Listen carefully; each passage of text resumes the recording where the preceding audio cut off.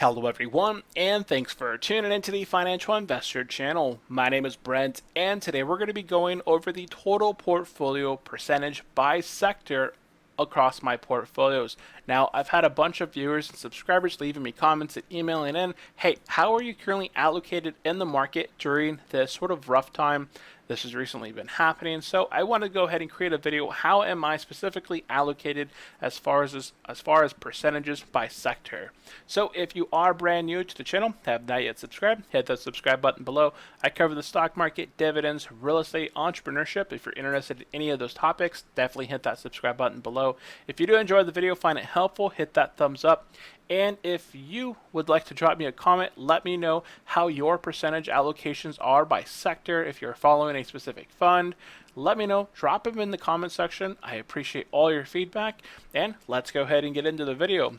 So I hold many sectors here. Starting at the top, I have sort of a conglomerate. This is my triple M here. I'm going to undo these here in an order, and then we're going to go ahead and put in how much of that specific sector I own, and then how many stocks within that specific sector I own from the companies. So here I own one conglomerate. I own 6 consumer goods. I do own a few financial, 3 normal financial companies, and then 7 real estate investment trusts. I do like my REITs, especially held within a Roth IRA. 100% tax-free, all those dividends getting paid out, being able to be reinvested without having to pay taxes on them. Healthcare, I do own 5 healthcare companies, one sort of a mixture between healthcare and services. I own a few industrial goods. Conglomerate could be considered an industrial good, but it's just so many items, I just tallied it as a conglomerate.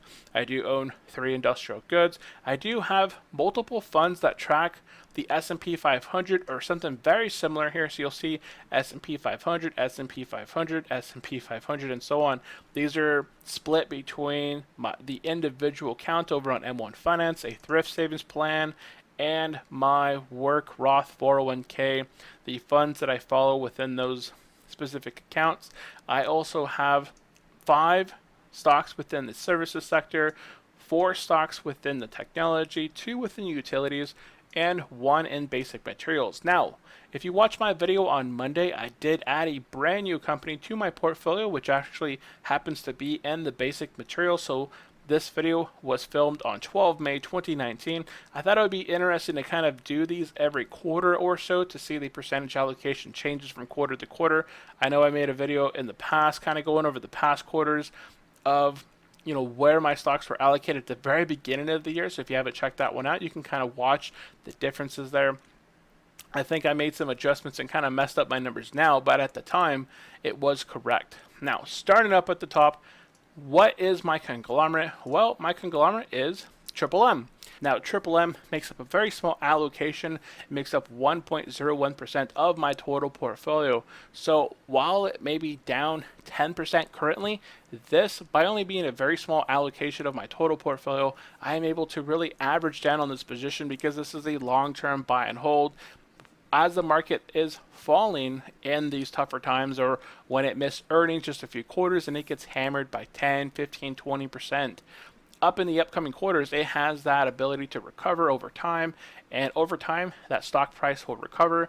The dividends will continue to get paid out. The dividends will continue to grow and compound year after year with that price also appreciating as you've been paid out additional shares and bought back additional shares. And over the long term, of course, you'll actually end up positive there. So consumer goods, my next sector there, I do hold 6 consumer goods companies. I'm going to go ahead and make these a different color. I'm going to go ahead and go with a green here. Now, number 1 position here is General Mills. This makes up 0.82% of the total portfolio, followed right behind by Kellogg's. Now, I really like these 2 brands, General Mills and Kellogg's. I have a lot of cereal.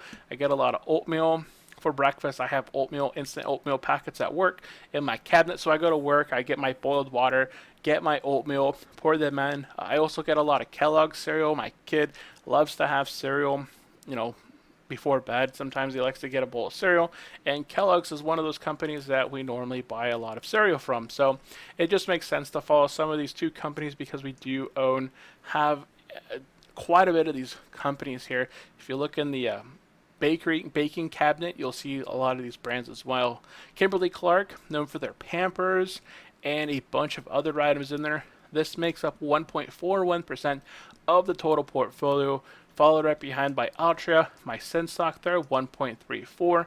Coca-Cola is a very small position. It started just recently back, see, about a month or so ago. Coca-Cola, I felt it was a good valuation, and I decided to buy into it. It makes up a very, very tiny percentage of the total portfolio, making 0.12%. And then we have Avery making up 1.09%. So what I'm going to do here kind of going forward is put the percentages total of that specific sector on the right hand side here. So this is just going to be my percentages. So here, for example, consumer goods, I'm going to go ahead and highlight this, and this makes up 5.74% of this specific sector. There we go, 5.74%. Now, my next sector is finance. So I'm going to go ahead and highlight these finance ones. Go ahead and change these to a different color. We'll go ahead and make these that color. So, number one, we have Annaly Capital Management up at the top, ticker symbol NLY. Now, this is a very small position over on my Merrill Edge portfolio. Gladstone Real Estate Investment Trust makes up, again, another small position. This was, I believe these are maybe about $14, $15 investments here in land, and then NLY is about $2 to $4. Don't quote me on that, but they're just very small positions. Apple Hospitality, I bought this one around $10 or so. It's a monthly paying real estate investment trust, really nice little one. It makes up 0.23% of the total portfolio. I really like REITs, especially if you hold REITs within a a Roth IRA.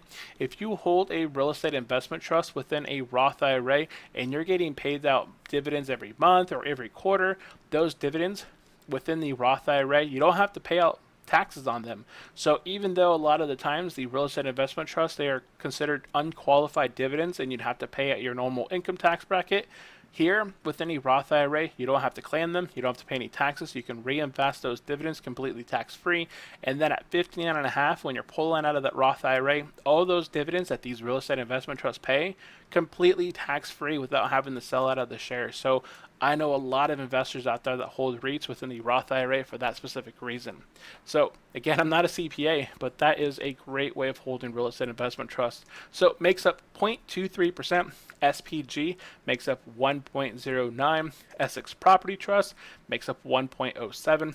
WP Carry makes up 1.38. Great quarterly paying dividend here. And Digital Realty Trust makes up 1.01. Followed up behind by Main Street Capital. Some of the most popular real estate investment trusts are Main Street Capital and ticker symbol O Realty Income. Those are basically two of my very favorite monthly paying ones, but I currently only own Main Street Capital. I really wish I had put more capital into Main Street Capital, but it only makes up 0.37% of my total portfolio, and it's a monthly paying real estate investment trust. Now my last two, these are just financial institutions. I believe Unum Group is an asset management company, and JP Morgan, business, checking, savings account, and investments. So very big financial institution. UNM makes up 0.26, JP Morgan makes up 1.13. So my financial sector, I do like my financial sector. This one makes up 6.59% of my total portfolio, 6.59. And I'm going to go ahead and copy that color right there and move on down. So next sector, we're looking at healthcare. So I'm going to go ahead and select my healthcare here and go ahead and make these into a nice blue color. So very popular right now is AbbVie. They're really popular, known for their drug Humira.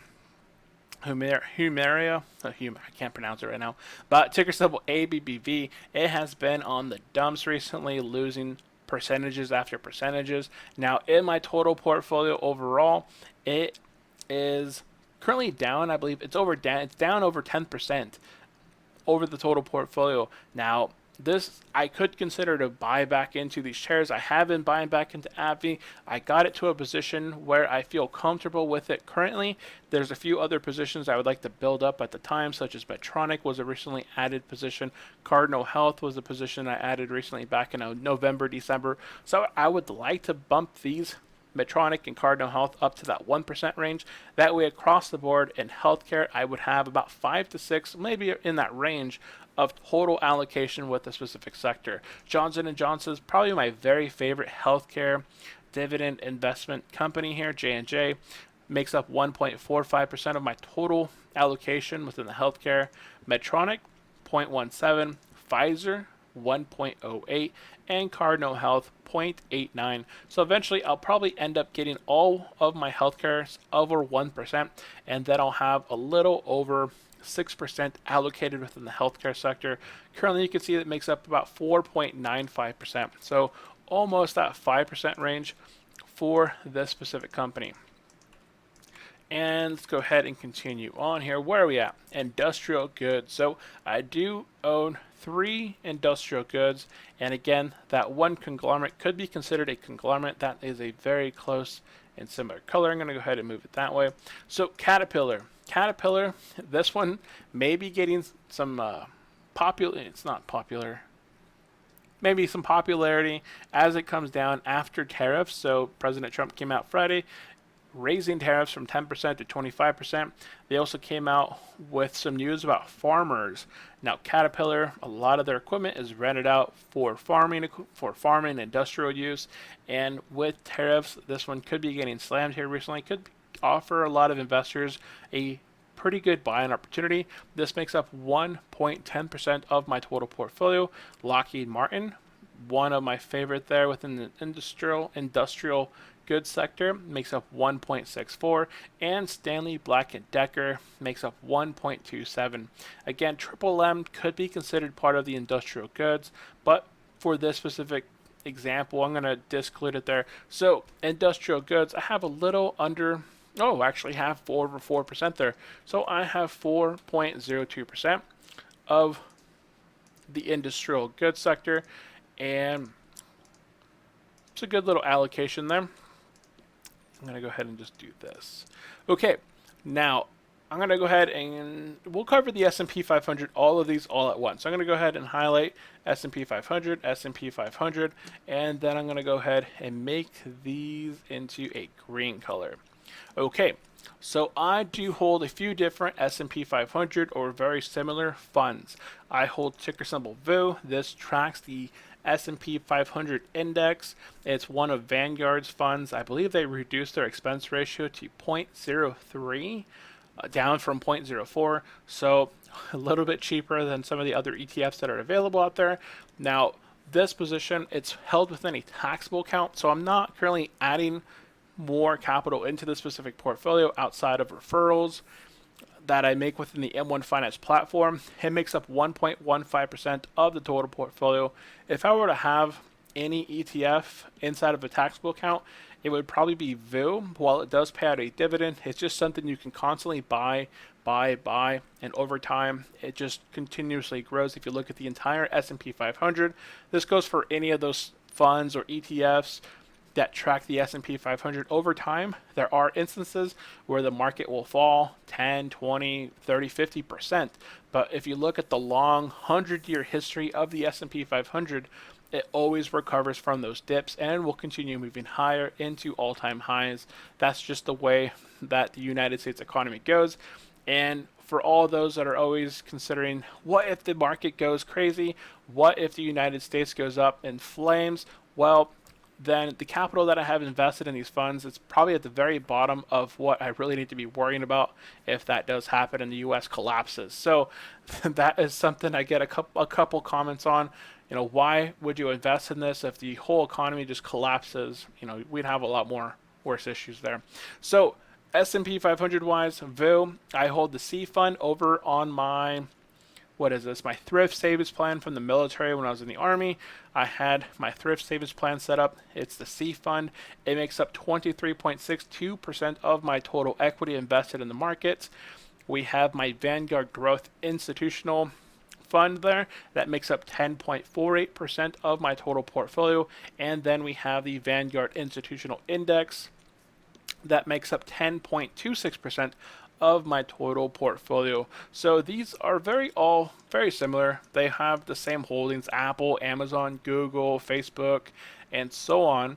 So this makes up 45.52% of my total portfolio. So 45.52% of my total portfolio is invested specifically in exchange traded funds or mutual, not mutual funds, but just normal funds, mutual funds there. So ETFs or mutual funds. So that's a big portion of my total portfolio. I believe that when you are investing, regardless whether you're a newer investor, a seasoned investor, you should always own a good portion of your portfolio within the S&P 500 or a similar fund. That way you're able to take advantage of what they can offer, but you're also picking and choosing positions that you believe, individual stocks that you believe will help you either outperform the market or will help you create income that'll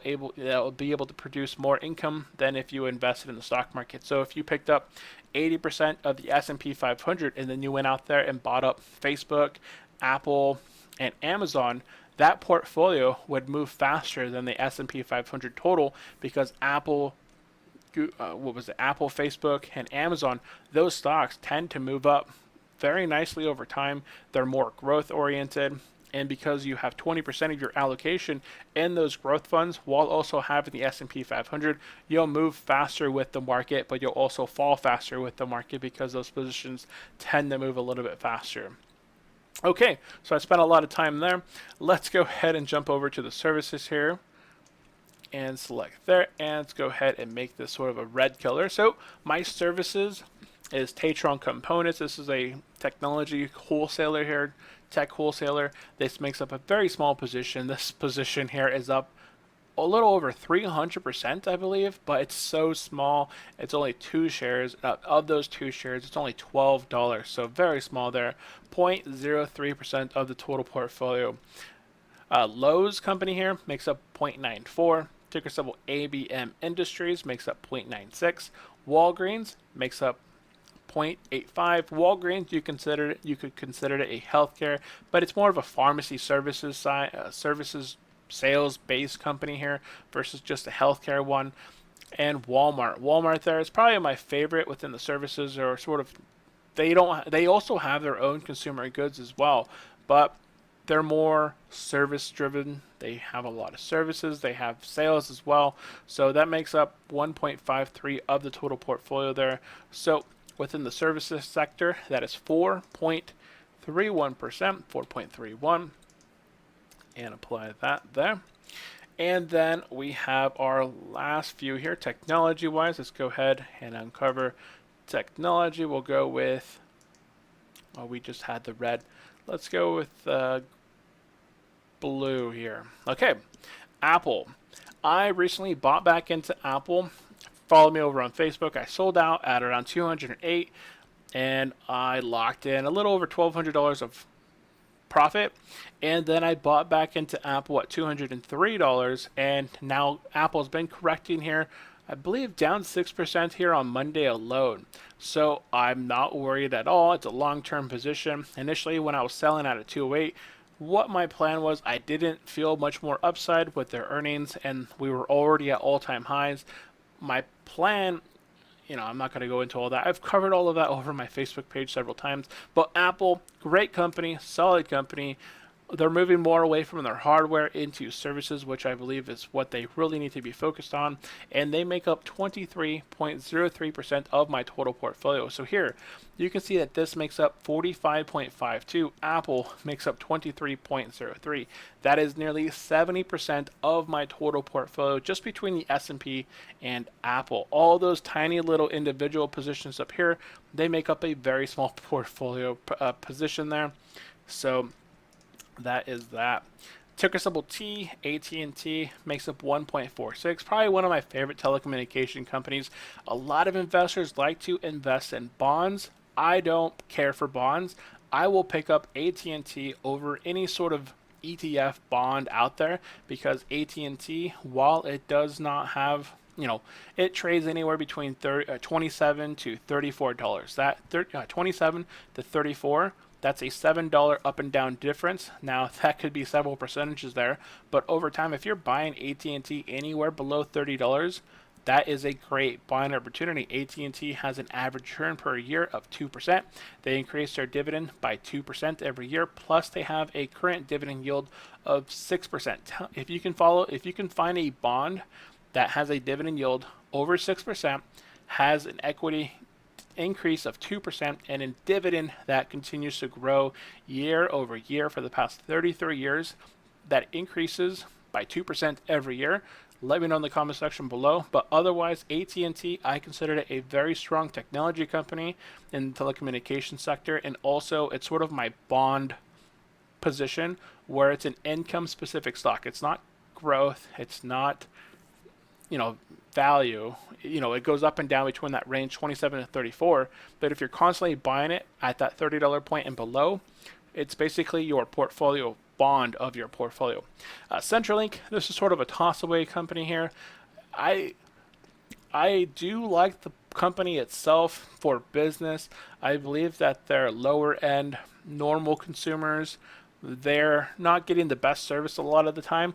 They are going through some major changes after the level 3 acquisition that took place back in November of 2018 or 2017. I knew they just recently went through this, and I know that they're going through some big transitions. We're actually going to be using some of their, I believe we're going to be jumping over to Centrelink for some of our positions in telecommunications to use their services as business. So I've been kind of looking into where they're at, where they're going over the long term. I owned Centrelink back in 2017, 2018, around that $12, $13 point, and sold them at 17. Now they're trading around that $11, $12 point. They decreased their dividend by 50%, making their total valuation a lot better because they're not paying out so much cash to their shareholders. So I probably will be increasing this one in the near future, but currently it sits at 0.10% of my total portfolio. Cisco, great company. We use them for their hardware, their phones, their VoIP, their wireless access controllers, their Prime, I use them for a bunch of tools at work. I'm a network engineer or systems engineer, so I constantly am programming network equipment, programming firewalls, programming wireless access points, switches and such. So Cisco is what we normally use. We may be moving to other companies in the future, but Cisco, when you're asking anybody about what sort of networking equipment they use for their business, it's more than likely either going to be Cisco, followed behind by Aruba or Juniper. So Cisco makes up 1.56% there. Now total technology makes up 26.16% of the total portfolio. And you could be thinking that is a very large position there with the technology, and I would say you are correct. AT&T is Apple is a very large portion of my portfolio, and has helped me actually move faster than the total S&P 500. S&P 500 was up 17% or 12% currently for the year. I was up in the 33% gains for the year already, year to date, and I have pulled back slightly, but again, I sold at 208 and I rebought at 203.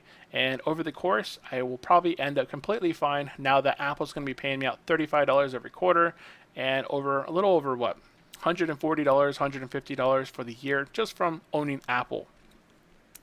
Utilities, I do own a few utilities you probably know, ticker symbol SO. And, whoops, I just made them the exact same color. That's a terrible idea there. So, Consolidated Edison, ticker symbol ED, and Southern Company. If you look at FinViz, let's go look at FinViz really quick. I think if you don't own any utilities out there, you need to be looking at considering buying into utility sector. Check out these utilities over here. While the rest of the market was down on Monday, Apple 6%, Microsoft, Google, Facebook, Amazon, all these 2% or more across the board. Check out utilities over here.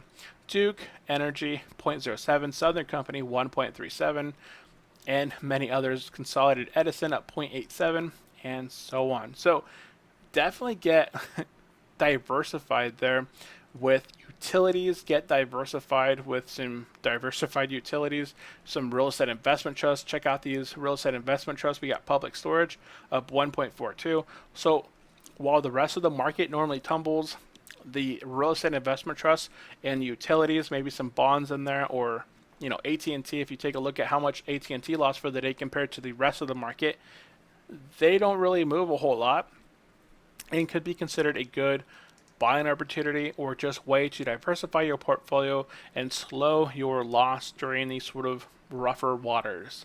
So Consolidated Edison and Southern Company make up 1.69% of my total portfolio. I would really like to grow this portion higher.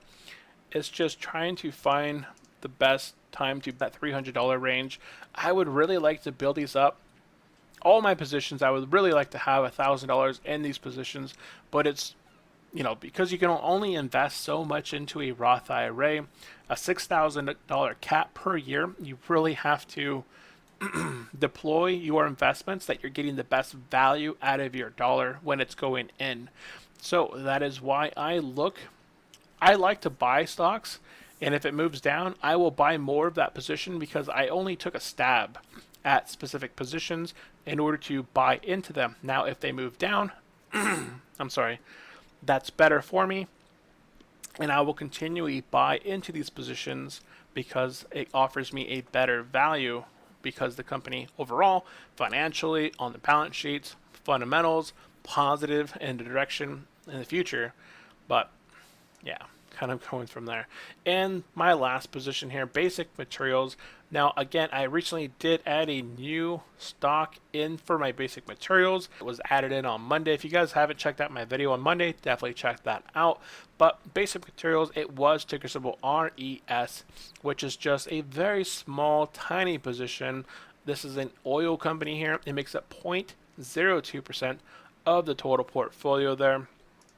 And I'm going to go ahead and just put 0.02% and copy that over. And there we are. Now, what is this?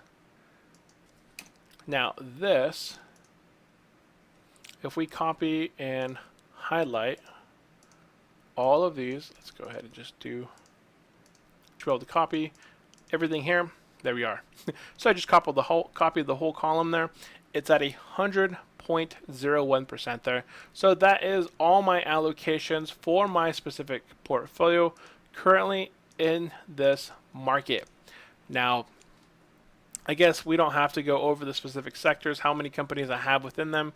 We already kind of did this at the start. So that makes up the total portfolio that I currently have invested in the stock market. So that is it. Thank you all for tuning in. Again, if you did enjoy the video, find it helpful, hit that thumbs up.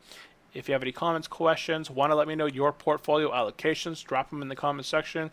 I always read and reply to all your comments. And again, if you are brand new to the channel, hit that subscribe button below. Hopefully you guys did enjoy the video. I know a lot of you guys have been asking, hey, I saw your portfolio has a lot of single stocks, but do you also hold any funds? So yes, I hold almost 45% of my total portfolio over within funds.